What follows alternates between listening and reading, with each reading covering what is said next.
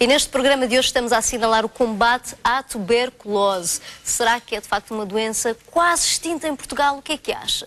Sabe quais são os sintomas e o tratamento? Tem alguém na família com tuberculose?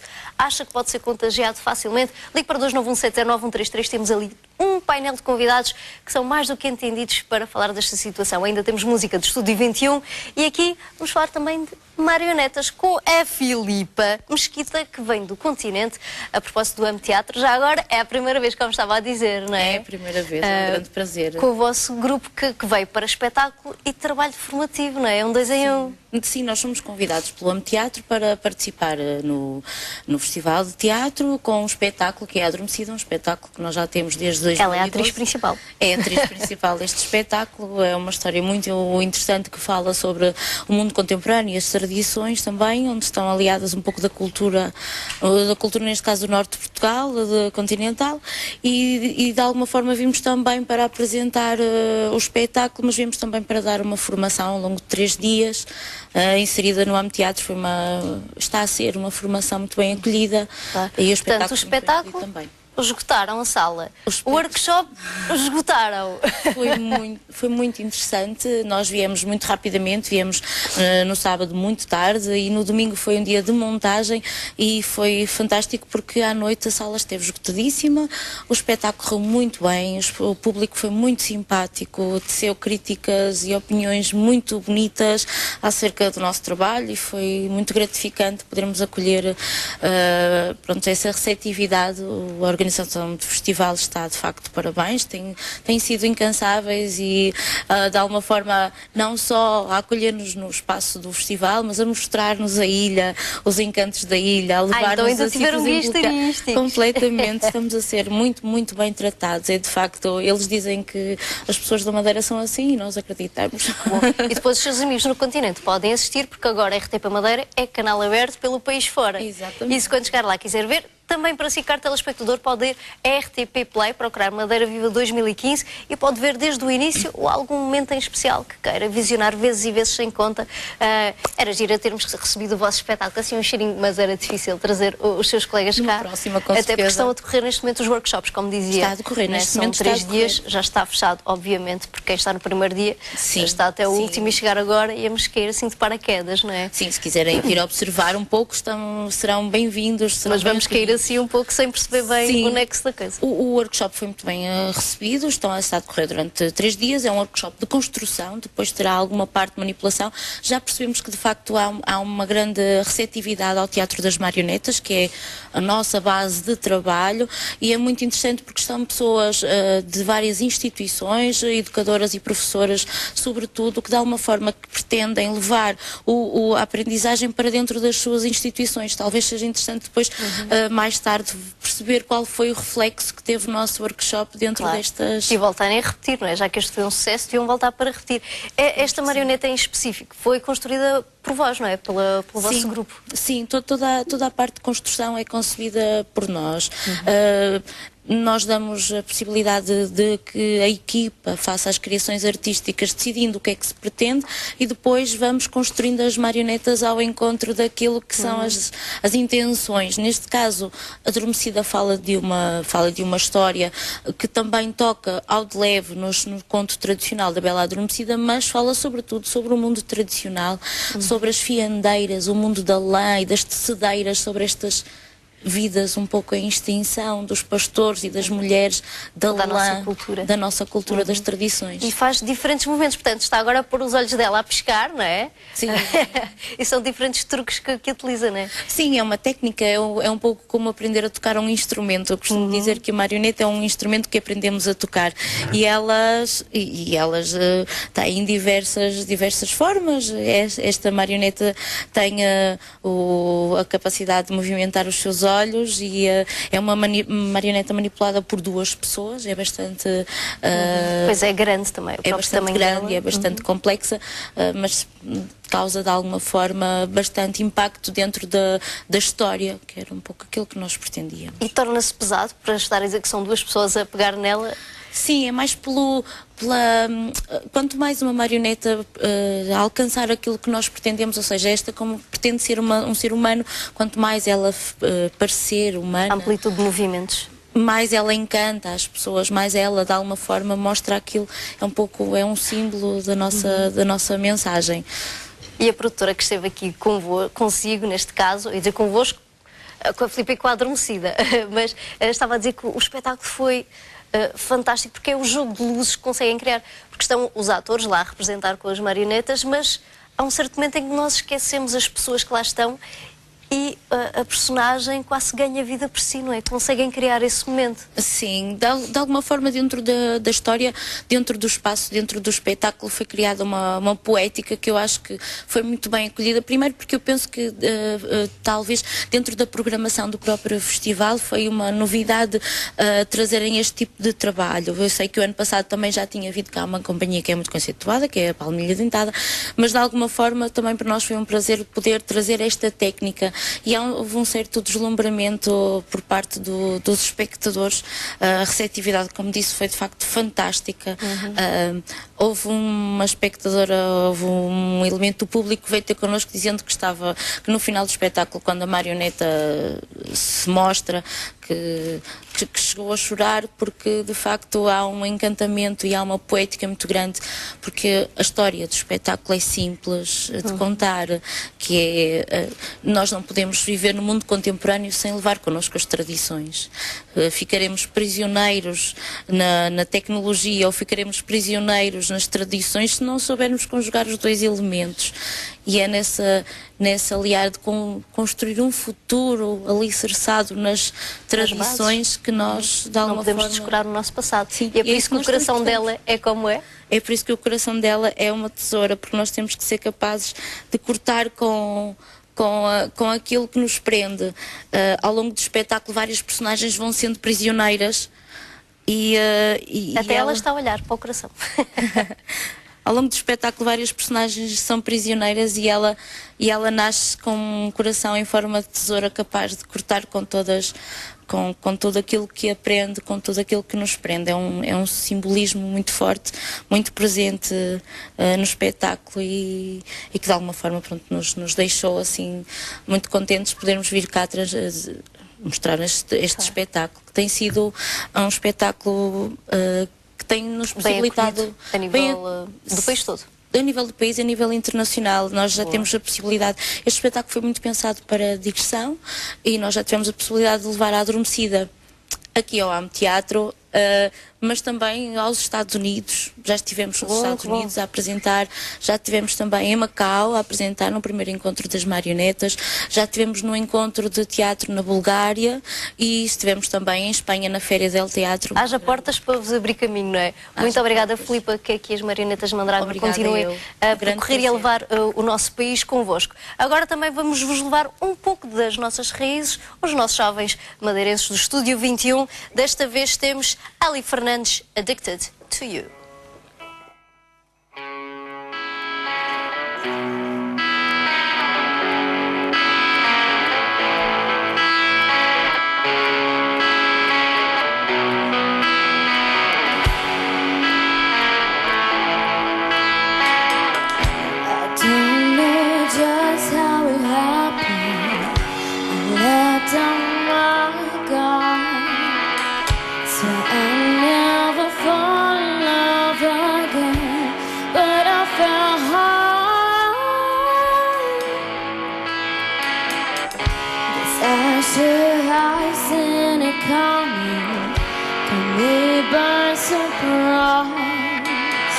I wasn't looking where I was going. I fell into your eyes. You came into my crazy world like a cool amazing grace. Before I know I hear it, baby, you were flowing through my veins. I'm addicted to you. I'll tell you.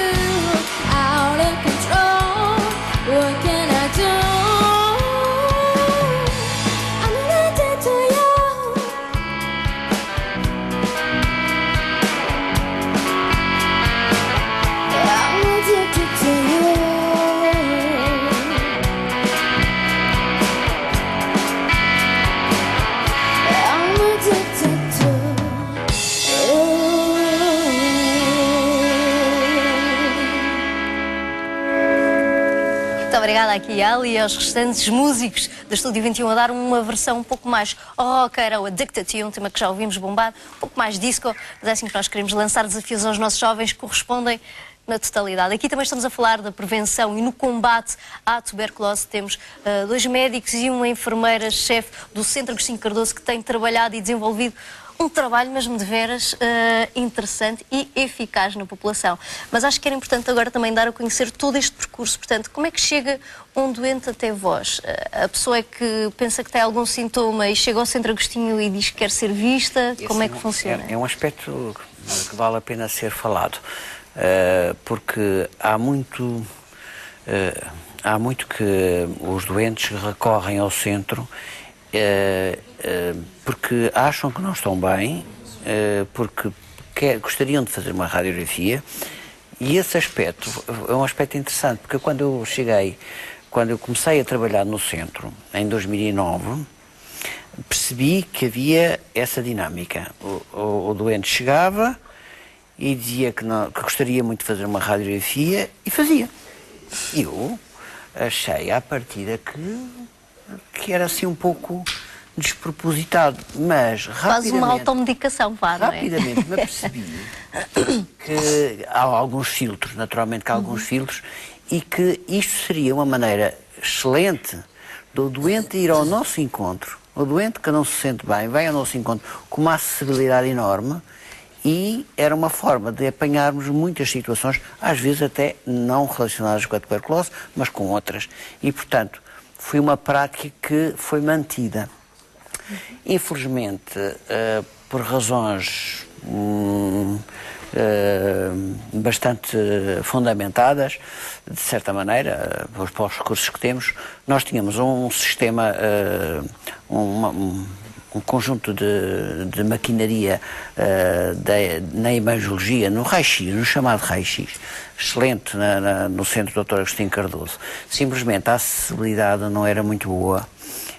As pessoas que tivessem alguma dificuldade de mobilidade não tinham essa possibilidade de fazer os exames, porque tem uma escadaria, não há elevador. Portanto, são condicionalismos que têm a ver com uma construção que foi feita há quase um século e que não se pensava nessas questões.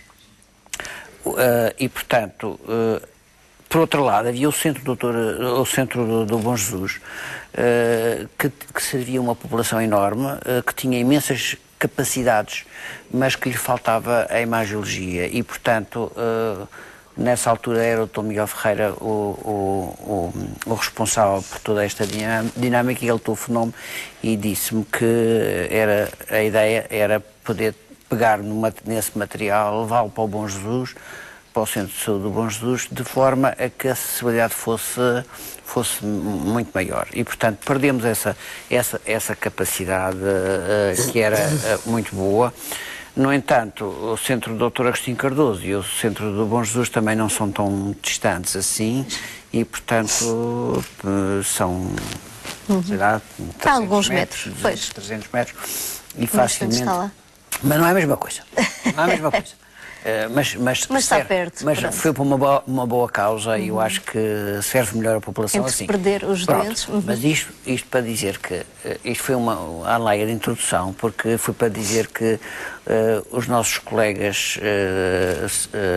que acham que há ali qualquer problema com o doente que precisa, na área da infecciologia, da tuberculose, envia agora é tudo por via eletrónica, o que é excelente, de alguma forma é excelente, mas antes era por carta ou por telefone, também funcionava muito bem.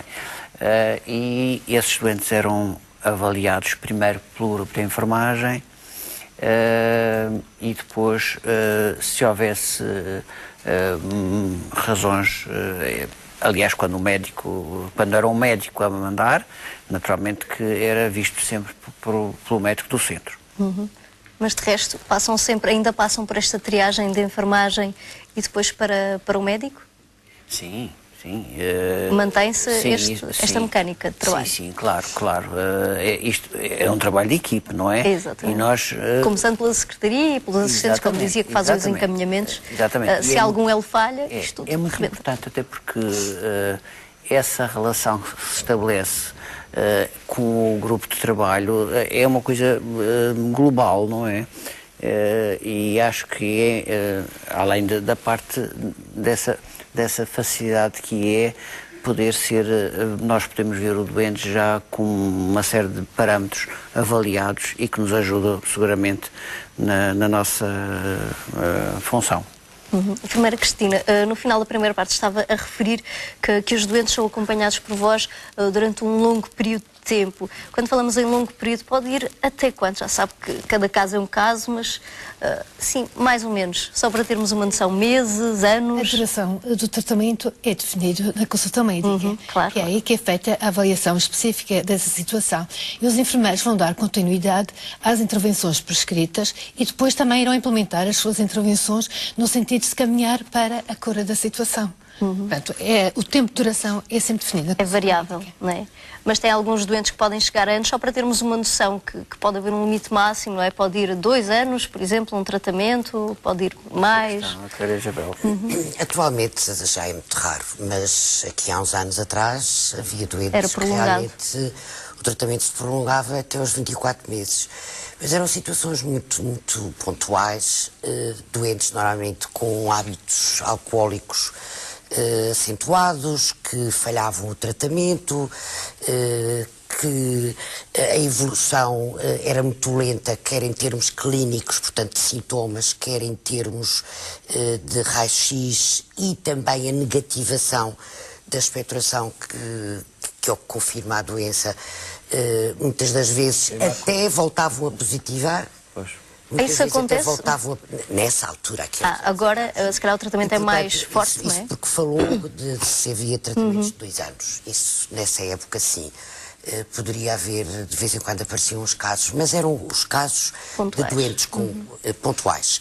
Má adesão ao tratamento, comorbilidades como o etilismo, portanto, os hábitos alcoólicos, e as condições sociais, muitas vezes, em que viviam socioeconómicas. Não significa que o doente, após o tratamento, e parte do princípio que o tratamento, chamados tratamentos curtos, são de 6 meses, que depois o doente não seja reavaliado por um período pós-alta. Pode voltar a desenvolver? Não, porque é importante fazer essa avaliação para podermos também estar seguros.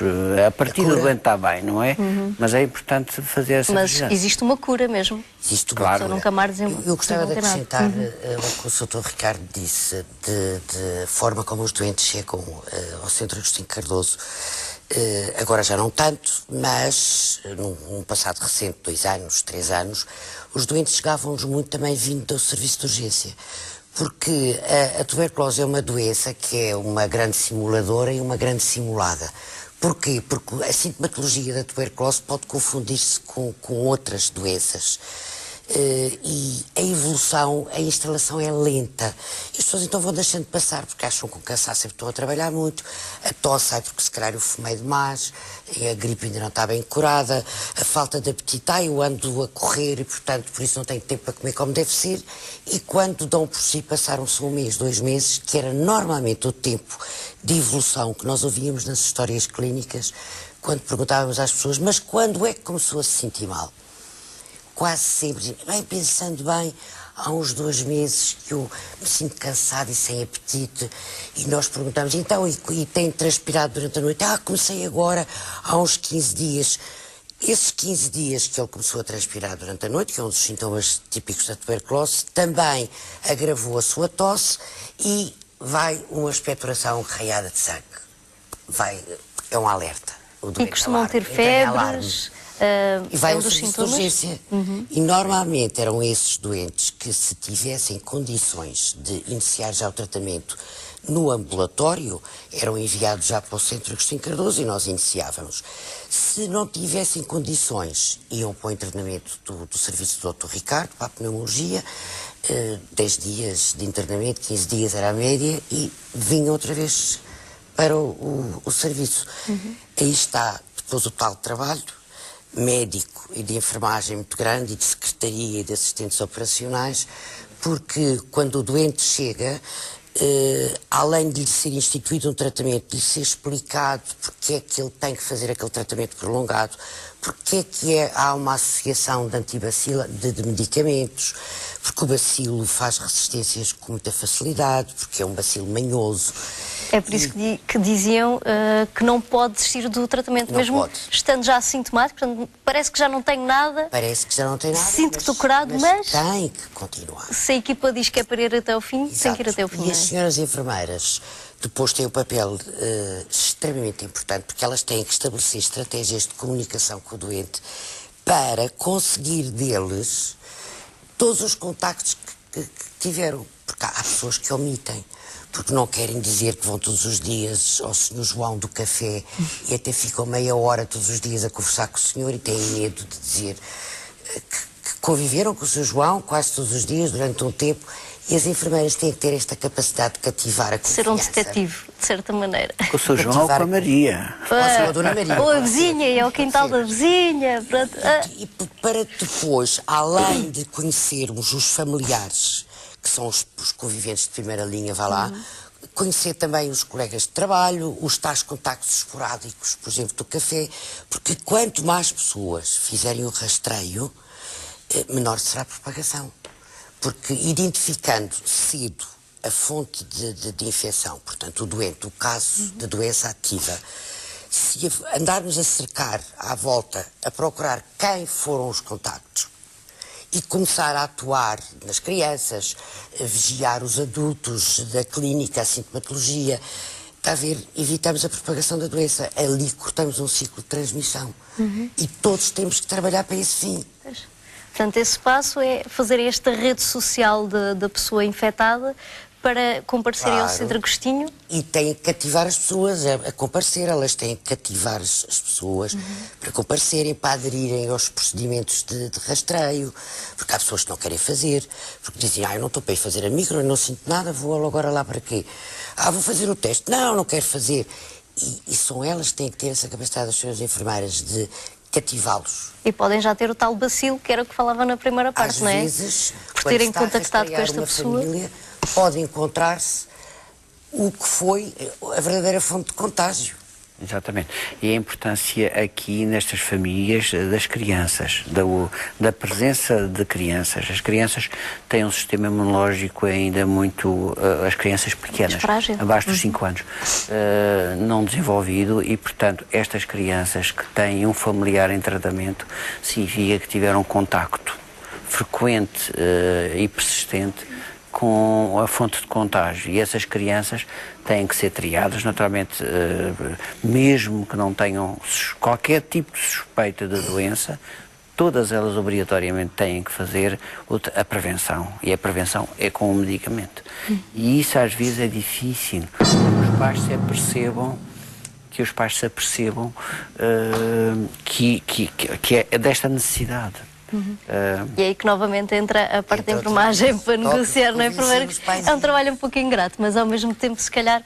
Não é ingrato, é gratificante. É isso, é gratificante no final, ingrato no início, porque sente que é uma luta, ainda há muita renitência. Acaba por ser um trabalho bastante gratificante, uma vez que nós ou identificamos realmente todas as situações, estamos a contribuir para uma redução do aparecimento dos novos casos.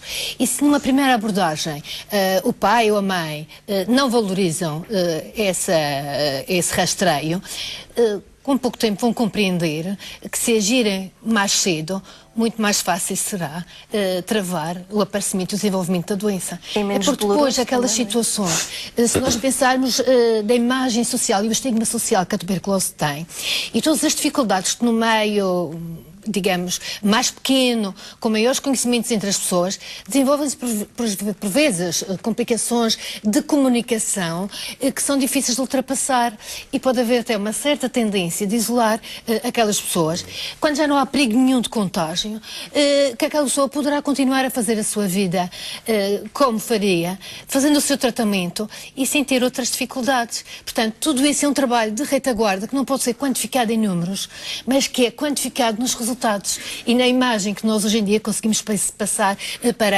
as pessoas da baixa incidência realmente da tuberculose na região. É porque houve um trabalho muito pesado, hoje em dia é menos intenso, mas é igualmente gratificante e exige um conjunto de estratégias que muitas vezes não estão descritas nos livros. Para isto, eu costumo dizer às colegas que não há cábulas. Cada caso é um caso, a abordagem tem que ser muito personalizada, muito próximo daquela pessoa, no sentido de conseguirmos os resultados que nós pretendemos diminuir a incidência da tuberculose. Nada é linear quando falamos em seres humanos. Cada um é como cada qual, digamos assim. Mas acha que numa sociedade tão evoluída como vivemos e com tanto acesso fácil à informação, às vezes informação não tão fidedigna, esse estigma em relação à tuberculose ainda está muito vincado? Olha, da minha experiência, que também não tenho muitos anos, do Centro Dr. Agostinho Cardoso, infelizmente está. E, por vezes, alguns comportamentos de algumas pessoas em relação a crianças, filhos de algum doente com tuberculose, que chegam a marcá-los profundamente, inclusivamente a segregá-los, a proibir a ir a uma escola, por exemplo, daquela criança frequentar a escola, apenas que ouviram dizer que naquela família tinha surgido um caso. Isto é triste, mas nos nossos dias ainda acontece. E lá está, começamos nós a desenvolver o nosso trabalho, portanto, a desmistificar todas estas ideias que no século XXI ainda existem, parecia que não, mas ainda existem, e muitas vezes até as pessoas sentem alguma vergonha de ir ao centro do Dr. Agostinho Cardoso. Porquê? Porque têm ainda interiorizada a imagem da destruição, daquela morte arrastada que as pessoas que desenvolviam a tuberculose no passado e que não era tratada como devia de ser, e que se definhavam, digamos assim, ao longo daqueles tempos de vida que lhe sobreviviam, não é? E essa imagem está muito pendente nas pessoas que lá vão. Estes programas servem exatamente para isso, para desmistificar e falarmos das coisas com alguma frontalidade, de forma que as pessoas se sintam também mais seguras e percebam os meandros é um trabalho contínuo. E já estamos a acabar, mas, doutora Isabela, há uma questão que eu queria colocar, que é mesmo para desmistificar, que é: uma mulher grávida pode fazer o tratamento? E sim, tem efeitos na criança? A criança nasce já com o bacilo, nasce com a imunidade, pelo contrário? A grávida pode e deve fazer, porque a tuberculose mata. Portanto, se não for tratada, mata. E a grávida trata-se. A criança, quando nasce, o filho de uma mãe bacilífera não é logo vacinado. Primeiro, é preciso ver qual foi o estado, em que estado está a imunidade, uma imunidade imatura, mas se houve ou não contaminação. Existem exames que se fazem da placenta, hemoculturas à criança e a própria prova tuberculínica, para ver em que estado é que está, que se realmente, se ele foi ou não contagiado. E daí vai depender depois a atuação, o fazer-se ou não a vacina. Se ele não tiver, não for positivo à tuberculina, poderá vir a ser vacinado.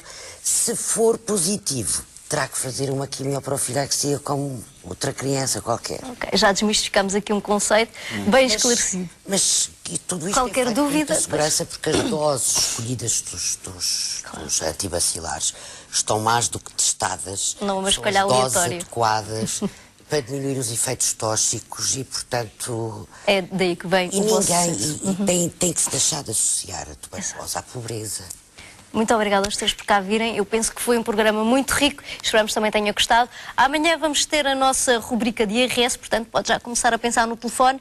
E temos a Mãe Lila para ver também o nosso futuro, seja profissional, seja no amor, seja na saúde. Vamos lá ver, esperamos que não haja ninguém infectado com tuberculose. Já vimos como é que se pode prevenir. Vamos acabar em grande com música. Laura Carvalheiro e Vitória Caldeira, Estúdio 21, Seven Nation Army. Até amanhã, fique bem.